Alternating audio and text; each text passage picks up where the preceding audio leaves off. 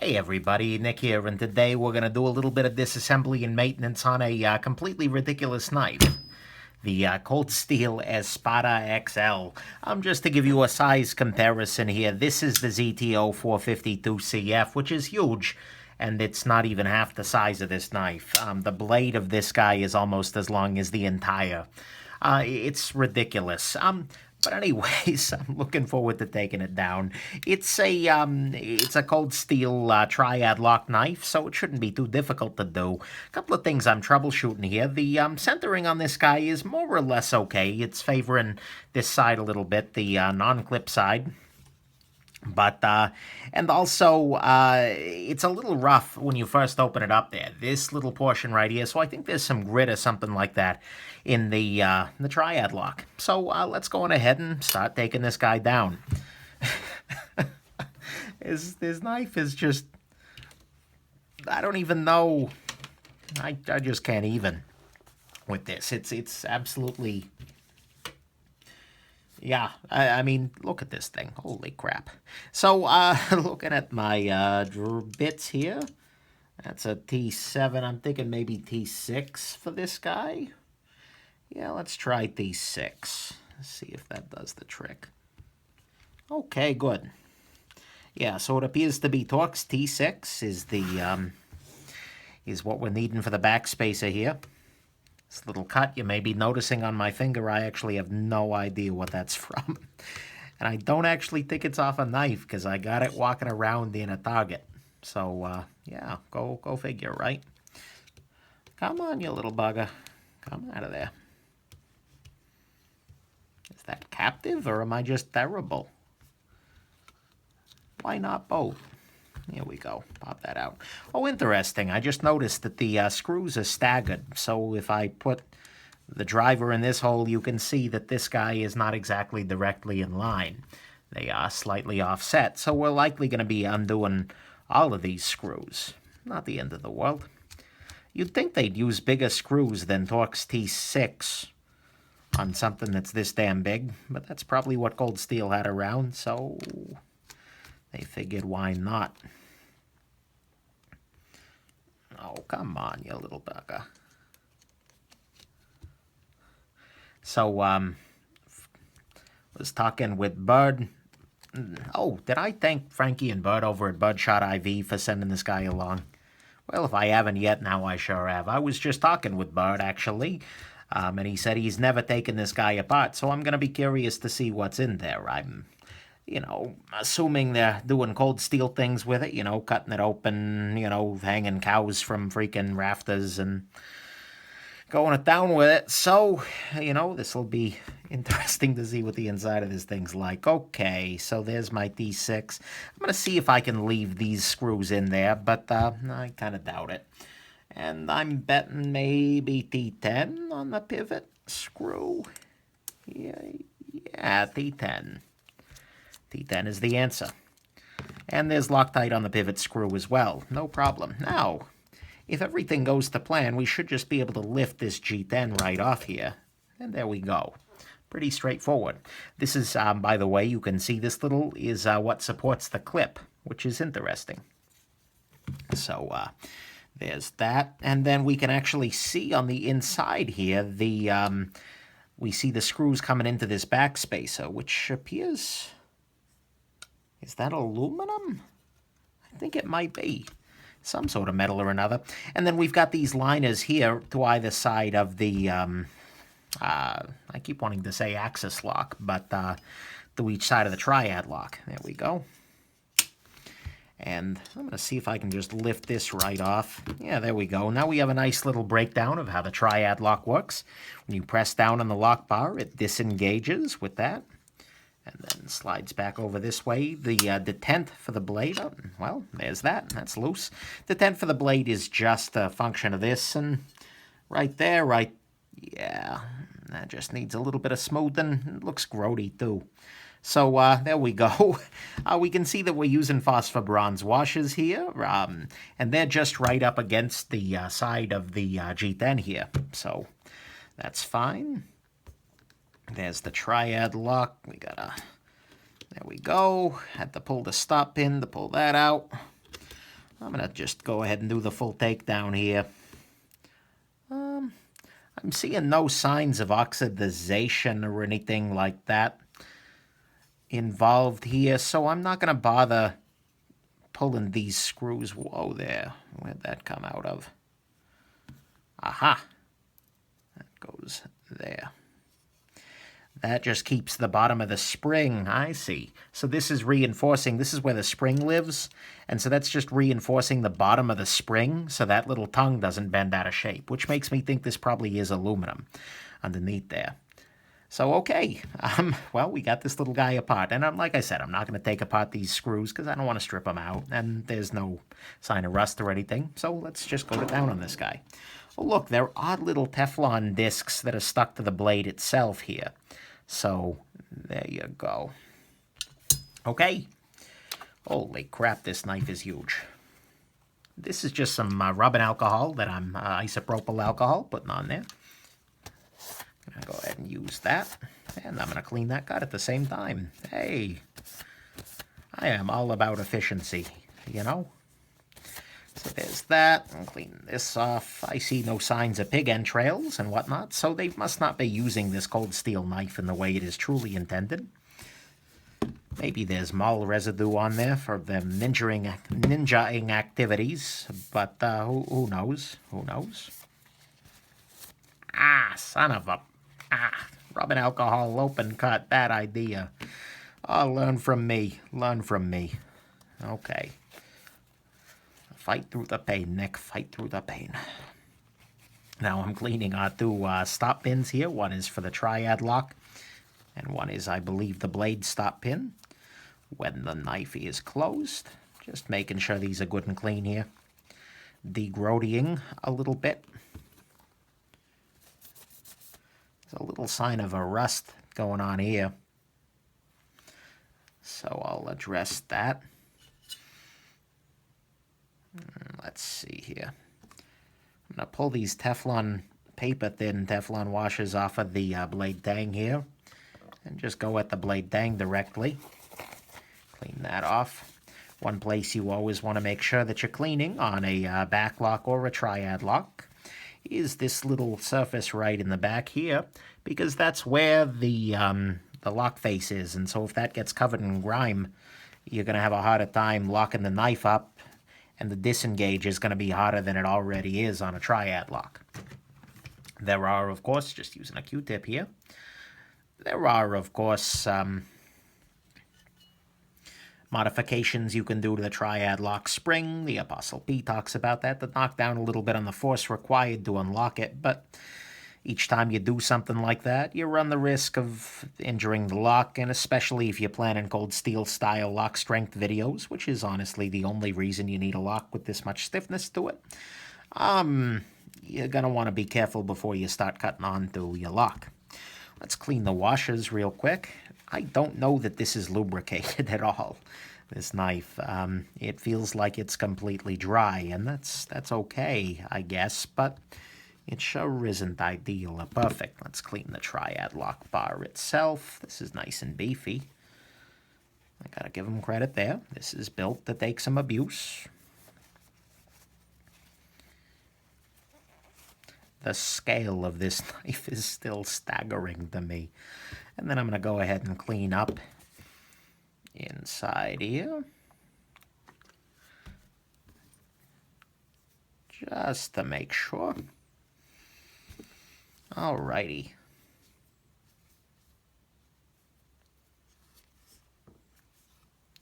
Anything else that needs to be cleaned here? So I got some 800 grit sandpaper right here. I'm just gonna use a little tiny bit of it to clean off that rust. You know, actually, given that I'm seeing oxidization there, what I'm gonna do, it's going to make the video a little longer, but I'm going to go ahead and clean that off, because try and get in there. Because I want to make sure that there's not rust building up underneath there, because that can actually really hurt the knife, compromise the stability and integrity of the whole affair. Not that the integrity of a cold steel is in question. Sorry, couldn't resist. But because I like Frankie and Bud, and next time they're cutting into a side of a cow or something in the warehouse, ideally dead, it better be freaking dead. I'd just as soon that the knife not fail on them. Come on there. Oh, you little bugger. It's fighting me with great ferocity. There we go. So Lynn Thompson, the CEO of Cold Steel, in addition to doing all of the reasonably unpleasant stuff, has a bunch of pictures on his website of him running around in Africa with like boars and whatnot, hunting with a spear, which is really entertaining to me. And it's disappointing to me, too, at a very real level, because I was hoping that if he was going to be running around doing non-conventional hunting, he'd be using weird Cold Steel stuff, like there'd be video someplace of Lynn Thompson going at a freaking rhinoceros with, an Espada. That'd be terrible to watch. Tragic, really. But at the same time, it'd be pretty hilarious. And I think it would fit in nicely with their marketing ethos overall. That's a complete diversion, and is apropos of absolutely nothing. But you know what? There you go. All right. Ow. Freaking rubbing alcohol. So there doesn't appear to be any more rust on this guy. No, I think we're okay. So that was unnecessary, but at the same time, I'd rather have done it and know that the knife is in good shape than take a little gamble there, especially when I'm not the one gambling. Alrighty, I think we can go on ahead and start with the reassembly. I'll clean off the Teflon here. These little tiny Teflon washers, honestly, I don't entirely understand. My understanding of them is just that they're there to slide freely against the bronze in case the bronze can't slide so freely. But I've had them missing in other knives and they've gone fine, or it's gone fine. There's not been a big problem, so they don't bug me nearly as much as the entirely Teflon washers out there in the world, and those just drive me up a freaking wall, as many of you already know. This is turning into a surprisingly long video for a Cold Steel Triad lock, but at the same time, hey, whatever. So what I'm going to do now, actually, is to use frog lube. So this is a big knife. It's not a quick action knife. It's a backlock, basically. And I'm interested in having good rust resistance on here. And I'm also interested in having, well, basically, the action is not going to need to be super Norseman smooth, speedy, anything like that. So, practically speaking, I'm just going to use frog lube as our lubrication here. There's really no sense in using something thin that won't last as long in a knife that's huge like this guy. Your nano oil is honestly kind of wasted here, not because the knife can benefit from it, but because the action doesn't need to be that super free spinning, freewheeling, if you will. So I'm using a nice liberal dose of frog lube here in its original kind of intention, which is rust prevention as well as lubrication. It's kind of designed as a lubricant, even though it's not super stellar for a lot of knives, but it's designed as a lubricant for, I believe, for firearms originally. And, damn it, again with the finger. But anyway, so it works fine as a lubricant. It's just a little more viscous. Damn it, now I'm throwing screws everywhere. Don't mind me. Scooting around on the chair. All right, let's try that again, shall we? That's why you always keep a flashlight on your review table. Okay. So I'm going to go ahead and just drop a screw in here, and I put a little Loctite on there.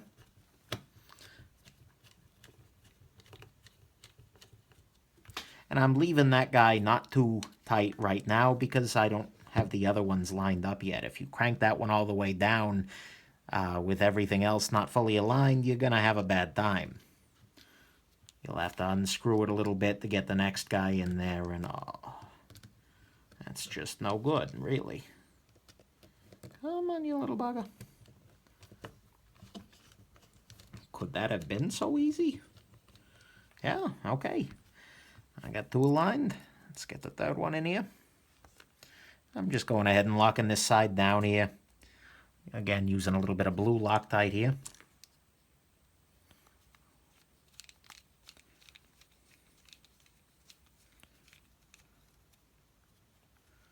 And now I'm giving these guys the full tighten, because everything's in alignment.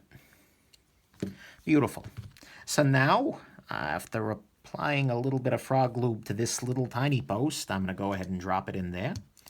And I'm also going to go ahead and do the same to this guy, which I believe lives right there. And you can see here, by the way, these holes here are the ones where the other liner screws into. That's one thing to point out here, is that aside from this, what feels like aluminum piece here and these steel liners, there's not actually that much to this knife. There's not a full metal liner or anything like that. The knife is big and heavy enough as it is. I think they decided they can get away without it, but still, that is something to keep in mind. It does put an upper limit on the durability of your Mall Ninja-ing there. At some level, it's completely ridiculous that I, of all people, am taking this guy apart, but you know what? Why not? It is entertaining at some level, even though I love to hate on cold steel and give them crap regularly for being, well, basically cold steel. At some level, I am grateful that some jackasses out there making these, and that more specifically, you know, I can say a lot of nasty things, but they are making this correctly. This is not a poorly made tool. This is not a Z-Hunter. Yeah, it just lives on the table. This is, if you're going to make something like this is not a bad way to go about doing that. So, I mean, at some level, shine on, you crazy diamonds. But, yeah, adding some more frog lube here. I'm just going to smell like wintergreen all evening here. There we go. Pop that through there.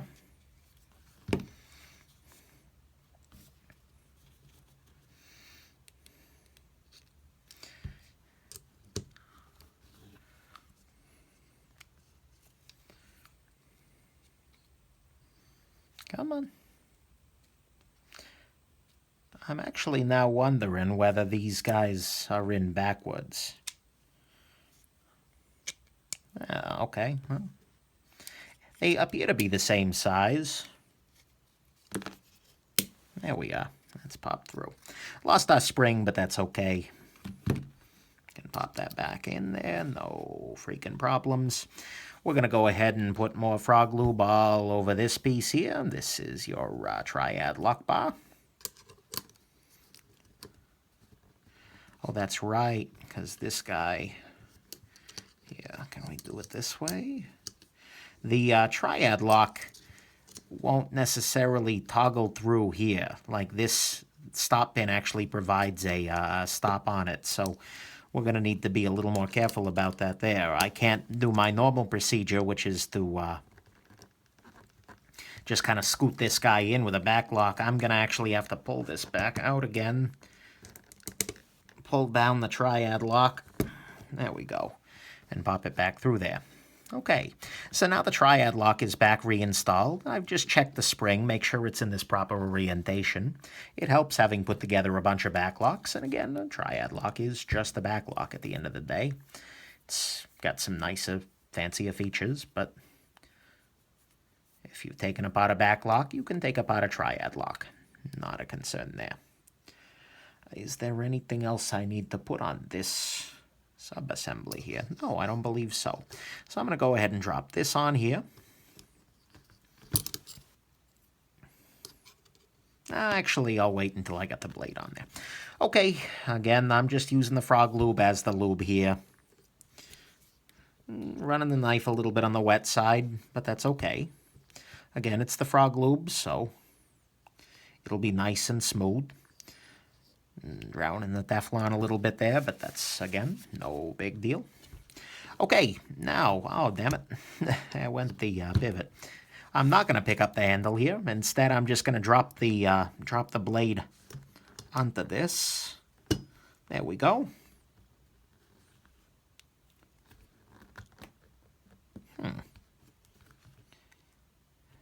Okay, I've got those two in backwards. That's good for me to show off here. This guy right here, this pin belongs in the wrong position, because when I put this blade back on there, oh, well, it brought the washers back with it. Well, either way, when I put the blade back on there, what you could see is that the lock wouldn't close. This is too thick. The triad lock needs to go in the right position here. So I'm going to grab this. Actually, pull that out. Pull this out. I'm going to swap these out. I think I just wasn't giving this the right angle. Oh, come on now. There we go. Yeah, so I think I had the wrong... These pins are subtly different, and I think I had them in the wrong configuration. Oh, come on. Don't fight me here. I am the human. I use tools. I will win this. Okay. Drop the pivot back through. Place down a washer. Make sure there's some lube on it. Beautiful. Find the other Teflon washer. Here it is. A little more lube. It'll run wet, but that's okay. Whoa there. Actually, while I got it here, what I'm going to do is just right quick use some sandpaper and touch up this little surface right here. And the reason I'm doing that is because that grittiness I was talking about when it first goes over the edge there. I think that's just manufacturing grit. And this side isn't really hurting anything. The worst thing I could do is very, very slightly lighten the detent. But since I'm using an 800 grit sandpaper here, there's not really a whole lot of... I'm not pulling a lot of material. I'm just smoothing here.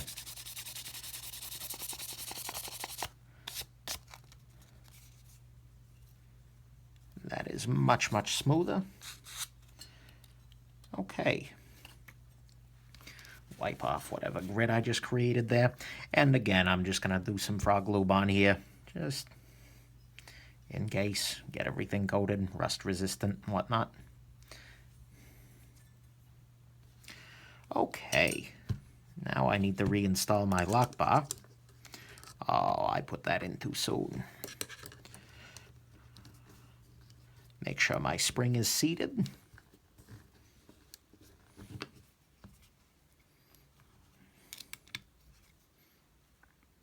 There we go. Now replace the pivot. Mount. Put the blade in the proper position. Now we see that the triad lock drops into place as desired. And if we press, whole thing goes loose. Beautiful. And it's locked up nicely. So, we got that done.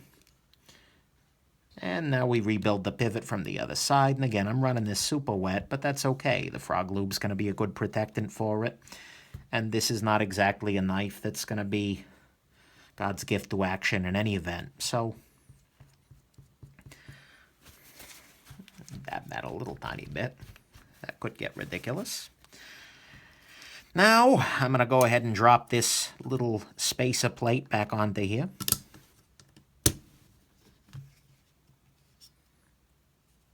That's now in position. Check the action one more time. Yeah, okay, lock shut, no problem. This is all cleaned off, no problem there. This is all done. So, now it's just time to button it up and head on home, so to speak. I am being ridiculous here. There is no reason whatsoever to put additional frog lube on there. It's just force of habit, honestly, at this point.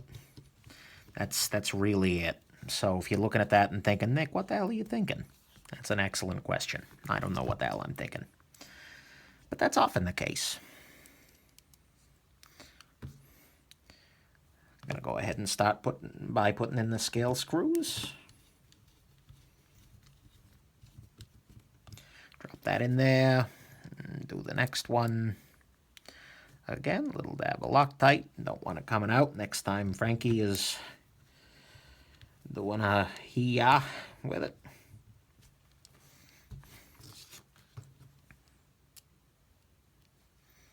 Somewhere, someplace, somebody EDCs this knife. I feel like that place may be Texas.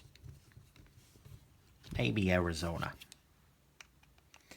But wherever it is, the malls are never lacking for ninjas. A magical place, really. Okay, so now just swap out the driver and put in the pivot. I want to make sure before I do this that there is no sign of the washers in the pivot and that everything seems to be pushed through properly. In order to push this pivot the rest of the way through, I just loosened the lock slightly and that let it push through. So now everything's good to go. So I'm going to put actually a fair amount of Loctite on this guy. Oh, come off it. Don't fight me. There we go. That's a little too fair. That'll do. Now, let me just drop that in there. What I'm trying to avoid there is just getting Loctite so much that it bleeds back out and into the pivot, because that just comes up the works. Oh, come on now.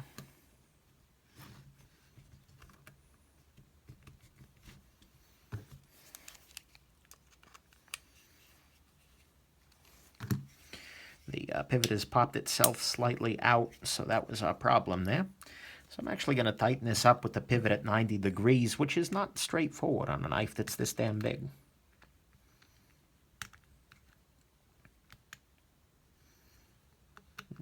Currently backing the screw out to make sure it seats properly.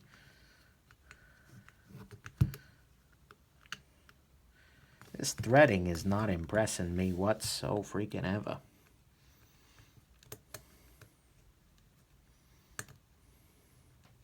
There we go. I feel like somebody must have at the factory done a misthread initially on it and then just backed it out and tried again. So it left kind of a false track for you to get into. Okay. On this guy, I'm not super concerned about the action being easy and beautiful. I'd much rather there be zero blade play, which there appears not to be. Centering is good to go. Go ahead and tighten that down just a little bit more here. There we go.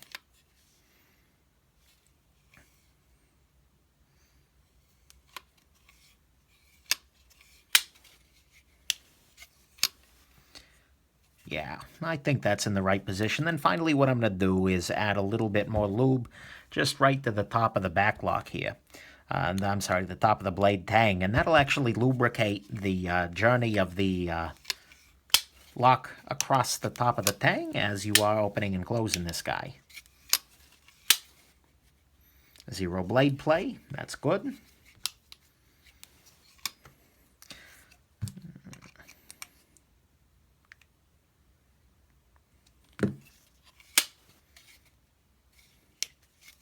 Oh, yeah. Okay, that's dialed on in. So, this... I'm sorry, I just looked down and saw this knife, and it just amused me. This is the Cold Steel Espada XL. It is now disassembled and maintained and in great condition. That's all you need to do it. A Torx T6, a Torx T10, some patience, maybe some lubricant and rust prevention, and about 30 minutes. Holy crap. But there you go. Hope this was interesting to you. May you never need to use this in an unpleasant situation. Could you really do that even? I don't know. Whatever. Have yourselves an absolutely wonderful and slightly smaller than this rest of your day. Bye now.